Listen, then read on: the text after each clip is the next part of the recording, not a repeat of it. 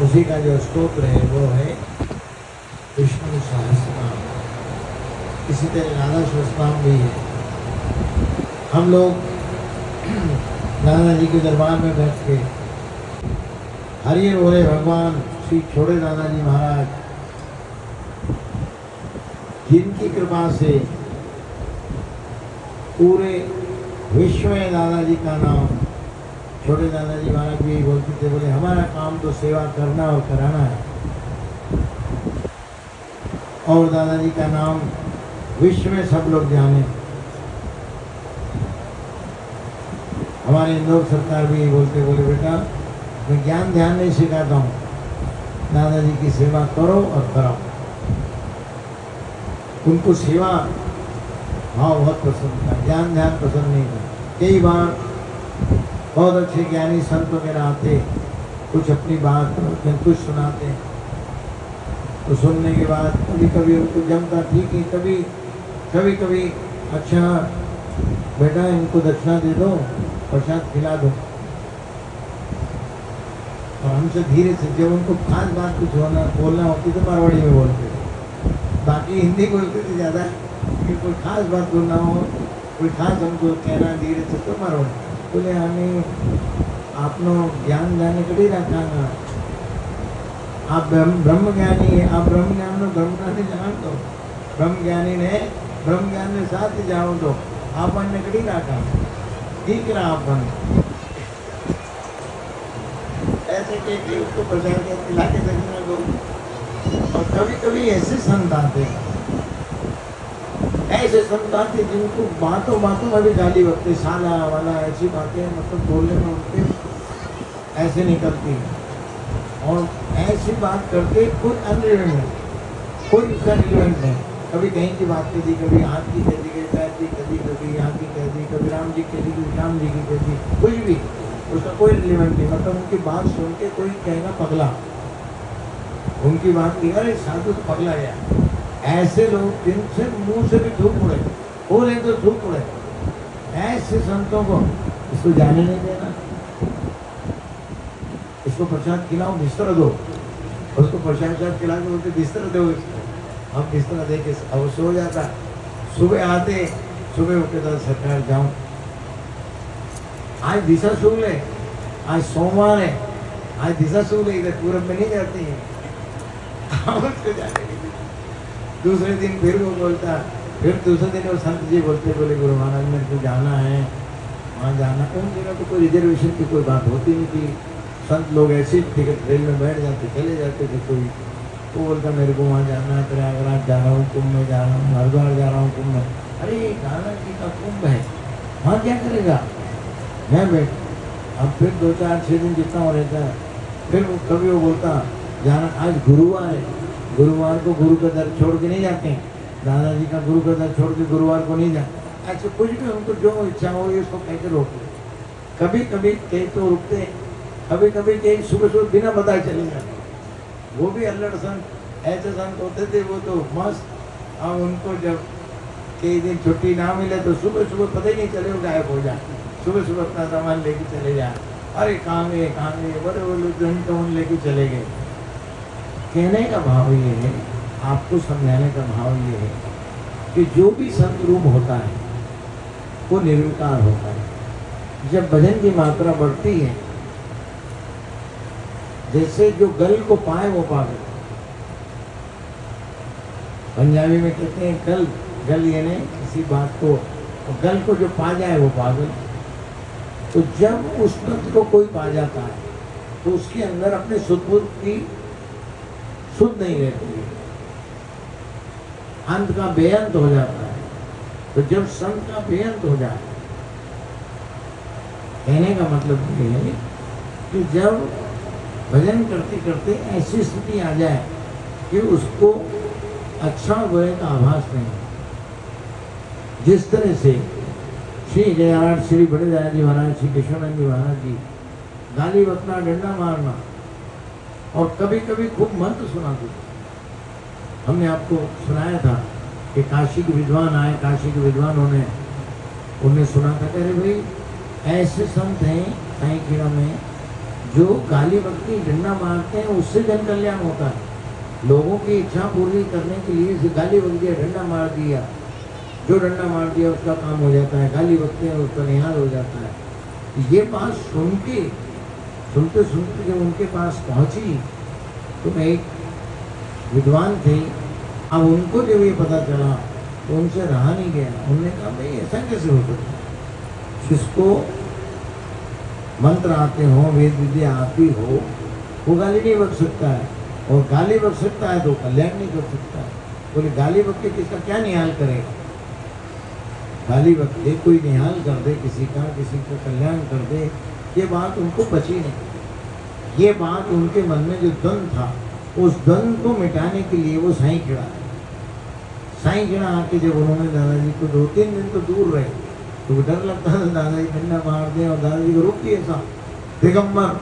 कभी किसी ने माला पहना दे बहुत लोग, वो माला भी दादाजी के गले में से कोई उतार नहीं सकता था। वो धागे इकट्ठे हो जाते, फूल झड़ जाते, धागे इकट्ठे रह जाते। रुद्राक्षी माला, तुलसी, जिसने जो पहना दी, किसी ने फूल की माला, तो धागे इकट्ठे हो जाते। वो तो एक जीजाबाई थी जो वहाँ के मालगुजार थे, उनके परिवार की बाई थी, उनको जीजाबाई कहा था। वो जीजाबाई कभी कभी दादाजी जब नींद में होते, सोते होते थोड़ी देर, और उनकी निद्रा भी ऐसी थी, दादाजी की सो रहे हैं तो 3-3 दिन सो रहे हैं, जग रहे हैं तो 1-1 हफ्ता नहीं सो रहे हैं, 24 घंटे कुछ भी बोल रहे हैं, घूम रहे हैं, कुछ भी कर रहे हैं, अल्लड़ मस्त मोना थे दादाजी, संत मोहर है, शिरमोहर श्री धूनी वाले दादाजी। ऐसे दादाजी की जो महिमा थी, वो जीजाबाई रात को कैंची से धागे काट देती, पुरानी माला धागे काट के निकाल देती। जब वो उनकी मालाएं पुरानी हटती थी, तो आप पुराने रूप फोटो रूपों में भी देखो, बड़ी उलझी सुलझी सी माला है, अकाऊ की माला, फूल की माला, रुद्राक्षी माला, सब माला, फिर वो रात को धीरे से काट देती कभी कभी। और वो जीजाबाई का ऐसा था, जैसा दादाजी बोले बताया कि सुनते किसी की नहीं थे, अपने ध्यान में रहते थे। हाँ मोड़ा, हाँ मोड़ा, चल भाग यहाँ से, क्यों आया है? अरे मोड़ा अपना मेल लेके आया, मेरे पे डालेगा, ले ऐसा कह के कोई आता, बोले दादाजी मेरे वो काम हो जाएगी, करके निपटे, टॉयलेट करके स्टूल आकर फेंक दे। अब ऐसा कौन कर सकता है? इसके अंदर अक्षर गुणों का आवाज नहीं, और कल्याण के लिए अपने प्रारब्ध, अपने भजन को भी देखे, उसका कल्याण करें। ऐसे सदगुरु श्री धूनी वाले दादाजी महाराज भी ऐसा बिस्तर उठा के फेंक दें और उसके पास फूल बन के गिर जाए, ऐसी उनकी कृपा। और फूल में खुशबू आए, उसकी विश्राम बदबू होती है, ऐसे दादाजी की कृपा। ऐसे जब उन्होंने लीलाएं देखी, 2 दिन को पास में नहीं आया, तो वो कुलपति थे संस्कृत विद्यालय के, देखते रहे, खूब यही लीला देखते रहे 2 दिन बाद उनको समझ आया कि नहीं, आखिर कुछ तो है, ऐसे संत नहीं है ये, कोई ओवर संत भी नहीं, ये तो ओवर संत भी होते हैं, बोले ओवर संत भी नहीं है और कोई जादूगर भी नहीं है, ऐसी कोई जादूगर वाली बात भी नहीं है। और बराबर लोगों से जो भी उन्होंने सुना और जिससे पूछते रहते थे तुम्हारा क्या हुआ, लोग अपनी व्याख्या सुनाते थे, कोई मैं इस काम से आया था, इन्होंने डंडा मारा, ये हो गया, गाली होती, ऐसा हो गया। एक ही बोलते थे कि हमने तो लाइन में लगे रहे 2-2, 3-3 दिन, लेकिन डंडा ही नहीं मारा, उन्होंने मना कर दिया, हमारा डंडा फालतू नहीं है जी, दादाजी की इच्छा होती है इसको डंडा मारते तो। किसी को बोलते दादाजी डंडा मारो, हमारा डंडा फालतू नहीं है जी, ऐसा कि मना भी कर दिया।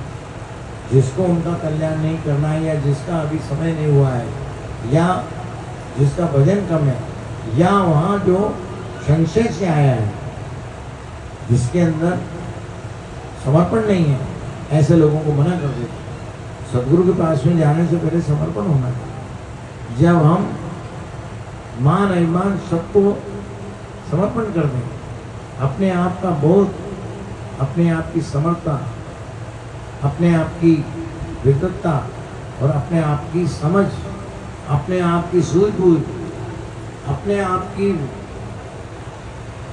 जो भी स्थिति है, सारी स्थिति, चाहे वो अच्छी हो खराब हो, कुछ भी हो, कहने का मतलब ये है कि गुरु महाराज तो बोलते थे, हे मोना हमारे पास नंगे होके आना, हे मोना नंगे होके नहीं आया। नंगे होने से मतलब है कि जो भी आवरण है, जो भी तुमने संसारी आवरण पहन रखा है, जिसके कारण से आप सबको सच झूठ कुछ भी बता के अपने आवरण को ढके हुए हो, ये सब छोड़ के आओ, यहाँ किसी भी तरह का आवरण नहीं चलेगा। ऐसे अवधूत संत की जब उन्होंने ये लीला देखी, देखने के बाद जब तीसरे दिन आगे बढ़े, दादाजी ने उनको उस दिन सुबह से दादाजी जो है कुछ संहिता के मंत्र बोल रहे और उनको उंगली पकड़ ली, ऐसे ऐसे उंगली पकड़ के छोड़ा नहीं, और फिर बाद में यहाँ से हाथ पकड़ लिया और हाथ पकड़ के छोड़ा नहीं। और 40 अध्याय संहिता के सुनाए। संहिता में 40 अध्याय, संहिता से ही रुद्री निकली है, तो संहिता के 40 और 40 अध्याय करने में कम से कम 2 घंटे चाहिए। लगभग 2 घंटे उनको दादाजी ने पकड़ रखा और पूरा 40 अध्याय और 40 अध्याय उनको सुनाते रहे। और सुनने के बाद उनको लगा कि अरे एक रूप 2 दिन से मैं तो पगले का देख रहा हूँ। ऐसे संत जिनकी कोई औचित्य नहीं संसार के साथ से, किसी भी तरह से विद्वत्ता नहीं और किसी भी तरह से प्रेजेंटनेस नहीं, प्रेजेंट है या नहीं है वो इसका वो आभास नहीं, वो संसारिक है या नहीं संसारिक है, संत है या ना है, कौन है वो, कौन है वो है निर्विकार। वो निर्विकार स्वरूप जब उन्होंने देखा और फिर बुद्धता का रूप जब देखा, जब उनको लगा कि ये और कोई नहीं लेकिन शिव रूप के अंश, आंशिक रूप से उनको शिव रूप का आभास हुआ। आंशिक रूप के शिव का आभास होने से उनके अंदर देखते देखते देखते देखते ओम नमः शिवाय ओम नमः शिवाय ओम नमः शिवाय की वे शिव भगत थे, भगवान शिव के भोलेनाथ काशी विश्वनाथ के भगत थे। अब उनके मन में जो है ओम नमः शिवाय ओम नमः शिवाय करते करते ऐसा आभास हुआ उनको जैसे उनको साक्षात शिव रूप के दर्शन हो गए। ऐसा उनके मन में उन्होंने प्रणाम किया और प्रणाम करके जो उपकुलपति देव काशी विश्वनाथ के उन्होंने दंडवत प्रणाम करके और पीछे हट के बोले मोड़ा कहाँ जा रहा है, अनारत जा रहा है। अब उनको यही लगा क्या हो गया, जिस लिए आए थे वो सब खेल देख लिया और शिव रूप का आभास कर लिया आंशिक रूप से, ऐसे क्योंकि वो आवरण सहित थे, उनके अंदर शून्य रूप नहीं था, उनके अंदर आवरण था, कपड़े पहने हुए थे। नंगे होते तो उनको साक्षात शिव रूप भौतिक रूप से भी दिख जाते, जैसे गौरी शंकर महाराज को दर्शन दिए थे ऐसे हो जाते, लेकिन आवरण सहित थे, इसलिए उनको आंशिक रूप से आभास खाली हुआ कि शिव तत्व है या शिव तत्व में लीन है, ऐसा उनको आभास हो। अब ये आभास होने के बाद वो प्रणाम करके बनारस जाके उन्होंने अपने जो कुलपति थे उनको सारी बात सुनाई। उन दिनों कोई आज जैसे वीडियो या कुछ था नहीं, उन्होंने जाके सारी बात जब सुनाई तो दोनों ने आपस में मंथन करी, उसमें विचार किया कि भाई, और उनका मन हुआ कि हम इसमें क्या कर सकते हैं, जो हमने देखा उसमें हम क्या कर सकते हैं। उनकी जो भी यूनिवर्सिटी है, कोई भी यूनिवर्सिटी हो, उसके बाद बड़ी से बड़ी चीज़ है डिग्री देना। तो उन्होंने आपस में राय करके उन्होंने कि हमें डिग्री देना चाहिए, तो उन्होंने एक प्रमाण पत्र जो है कि अवधूत धोनी वाले जो हैं साईं खेड़ा में जो श्री कृष्णानंद जी महाराज हैं, वो ऐसी विभूति हैं जो ब्रह्म के तत्व को जानते हैं और ब्रह्मलीन है और ब्रह्म तत्व के सर्वोपरि हैं और अपने आप में उसका कोई आभास नहीं होने देते हैं, अपने आप में निर्गुण रूप है। ऐसी सर्वशक्ति को हम हमारे यहाँ की जो भी एक सबसे बड़ी डिग्री है उससे हम उपाधित करते हैं। ऐसा करके उन्होंने जो उनकी उपाधि जो भी बड़ी उपाधि को उन्होंने एक सर्टिफिकेट दे के और किसी अपने व्यक्ति को भेजा। जब उनको भेजा, भेजने के बाद जब वो साईं खेड़ा आए तो उस दिन सुबह से दादाजी बोले अरे मोड़ा हमारी परीक्षा करके गया, वो हमारा रिजल्ट ला रहा है। मोड़ा जो हमारी परीक्षा लेके गया उसका परिणाम ला रहा है, परिणाम ला रहा है। परिणाम अब कुछ तो पूरा बोले, कभी परिणाम ला रहा है, परिणाम ला रहा है, परिणाम ला रहा है, परिणाम ला रहा है। हमारी परीक्षा हो गई, हमारी परीक्षा हो गई, हम पास हो गए, हम पास हो गए। अब कोई समझे नहीं, किसको क्या पता कौन आया था कौन गया। उस जो आए थे उन्होंने किसी को तो बोला नहीं, जो उन्होंने अनुभव किया वो चले गए। अब उस जमाने में वहाँ से उनकी डिग्री आ रही है, इसको किसको। पर दादाजी सुबह से बोले, अरे वो मोड़ा हमारी परीक्षा लेके गया, वो हमारा परिणाम ला रहा है, हम पास हो गए। कोई जाए दादाजी को प्रणाम, अरे हम पास हो गए, अरे मोड़ा हम पास हो गए, अरे मोड़ा हम पास हो गए, अरे मोड़ा हम पास हो। अरे ऐसा कहते, अब ये कहते कहते सब अब उन्होंने कहा कहते हैं अथाई गिरा के गाँव के लोग, उन्होंने कहा अरे कहते रहते हैं, तो कुछ भी कहते रहते हैं ये तो। अब इतने में वो आए, आने के बाद दादाजी धुनी पे बैठे थे। साईं किरा में जो धुनी है अपने पुराने दरबार में आपने देखा, वहाँ बैठे हुए हवन भी करते रहते थे, कोई भी कुछ जाए तो धुनी को। अब वो लाया, लाने के बाद उसमें आगे भी करी, और उसमें शांत बैठे थे, तो वो भी डरा नहीं आने में कि उसको डंडा मारते हुए कोई देखे नहीं। आए उन्होंने बोले ये बनारस से वो आए थे, उनका नाम बताया कि वो आए थे यहाँ, उन्होंने जो भी अनुभव किया तो ये डिग्री, ये हमारे बनारस काशी विश्वविद्यालय की सबसे बड़ी डिग्री है। ली मोड़ा कहाँ लिखो है, पढ़, उसी को कहा। अरे मोड़ा लिखो कहाँ है, हम पढ़े हुए नहीं हैं, हम पढ़े लिखे नहीं, पढ़ के सुना। उन्हें पढ़ के सुना दिया, सुना के बोले रख दे।